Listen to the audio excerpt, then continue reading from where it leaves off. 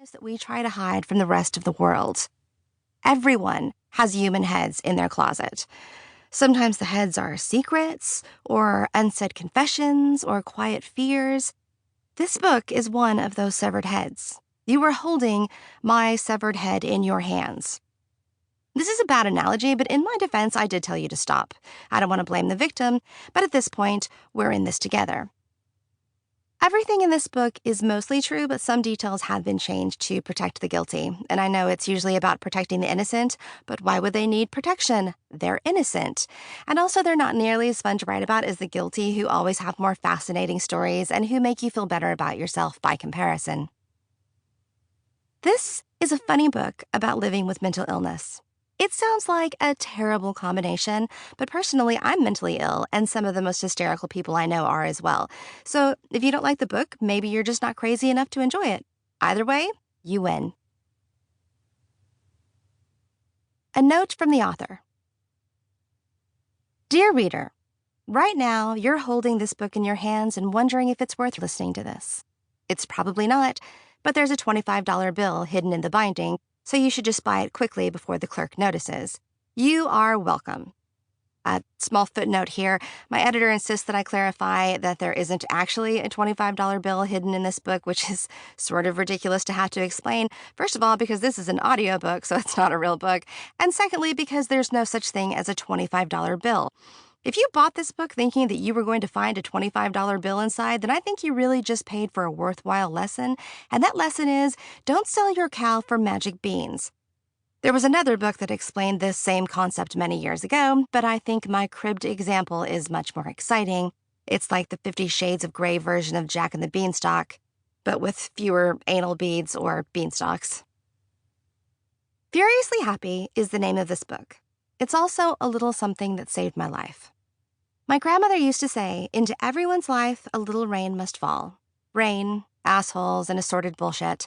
I'm paraphrasing, but she was right. We all get our share of tragedy or insanity or drama, but it's what we do with that horror that makes all the difference.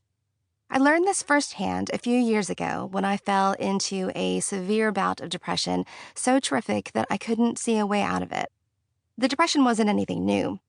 I've struggled with many forms of mental illness since I was a kid, but clinical depression is a semi-regular visitor, and anxiety disorder is my long-term abusive boyfriend. Sometimes the depression is mild enough that I mistake it for the flu or mono, but this instance was one of those extreme cases. One where I didn't necessarily want my life to end, I just wanted it to stop being such a bastard. I reminded myself that depression lies, because it does. I told myself that things would get better. I did all of the normal things that sometimes help, but I still felt hopeless, and suddenly I found myself really angry. Angry that life can throw such curveballs at you. Angry at the seeming unfairness of how tragedy is handed out. Angry because I had no other emotions left to give. So I took to my blog, and I wrote a post that would change the way that I would look at life from then on. October 2010. All things considered, the last 6 months have been a goddamn Victorian tragedy. Today, my husband Victor handed me a letter informing me that another friend had unexpectedly died. You might think this would push me over the edge into an irreversible downward spiral of Xanax and Regina Spektor songs, but no, it's not. I am fucking done with sadness, and I don't know what's up the ass of the universe lately, but I have had it. I'm going to be furiously happy out of sheer spite. Can you hear that? That's me smiling, y'all. I'm smiling so loud you can fucking hear it. I'm going to destroy the goddamn universe with my irrational joy, and I will spew forth pictures of clumsy kittens and baby puppies adopted by raccoons and motherfucking newborn llamas dipped in glitter and the blood of sexy vampires, and it's gonna be awesome. In fact, I'm starting a whole movement right now. The Furiously Happy movement. And it's going to be awesome because, first of all, we're all going to be vehemently happy. And secondly, because it will freak the shit out of everyone that hates you because those assholes don't want to see you even vaguely amused, much less furiously happy. And it will make the world turn a little sideways and will probably scare the shit out of them, which will make you even more happy, legitimately. And then the world tips in our favor. Us 1, assholes 8 million. That score doesn't look as satisfying as it should because they have a bit of